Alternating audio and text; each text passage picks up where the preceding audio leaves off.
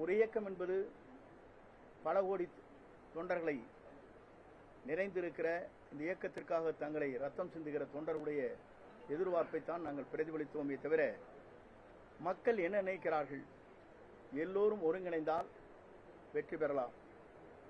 இன்று ஒருங்கிணைவது மட்டுமல்ல, சோர்வோடு இருக்கின்ற அமைதியாக இருக்கின்ற கழக தொண்டர்களும் அரவணைத்து சென்றால் மட்டும்தான் வெற்றி என்ற இலக்கை எட்ட முடியும் என்பது பொதுமக்களுடைய கருத்து. அது மட்டுமல்ல, தொண்டருடைய உணர்வு என்பதை நான் உணர்ந்துதான் 5ஆம் தேதி என்று அதற்கு முன்னாலே 2 முறை அவரை சந்திக்கின்ற போது இந்த கருத்துக்களை அதற்கு பிறகு கூட நான் அவரிடத்திலே வலியுறுத்தி இருக்கிறேன்.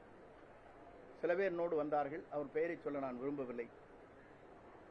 ஆகவேதான் இந்த கருத்துக்கள் ஏற்றுக்கொள்ளவில்லை என்கிற நிலையிலே தான் 5ஆம் தேதி என்று மனந்திறந்து பேசுகிறேன் என்று இந்த கருத்துக்களை நம் இடத்திலே வெளிப்படையாக யாரோ ஒருவராவது வெளிப்படுத்த வேண்டும் என்ற நோக்கத்தோடு தான் அந்த கருத்துக்களை நாங்கள் அன்றைக்கு பிரதிபலித்தேன்.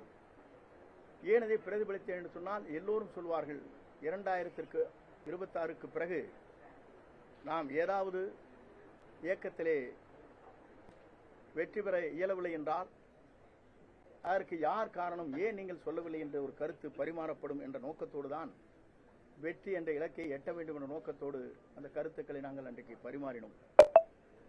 ஆனால் அப்படி பரிமாறுகிற போது இங்கே இருக்கிற பத்திரிகை நண்பர்களுக்கு நன்றாக தெரியும். அன்றைக்கு 10 நாட்கள் பேச்சு தொடங்க வேண்டும் என்று சொன்னேன். நீங்கள் எல்லாம் கேட்டீர்கள். அப்போது கெடுவா என்னவா என்று கேட்டீர்கள். அப்போது நான் சொன்னேன், இது கெடுவல்ல, 10 நாட்களுக்குள் பேச்சு துவங்க வேண்டும். 1 மாதம் அல்லது 1.5 மாதம் எடுத்துக்கொள்ளலாம். யாரை சேர்த்துக் கொள்ளலாம் வேண்டாம் என்பது பொதுச் செயலாளர் முடிவு செய்யலாம் என்று தெளிவாக சொல்லப்பட்டிருக்கிறது. நீங்கள் என்னுடைய ஆடியோவை பார்த்தாலே தெரியும்.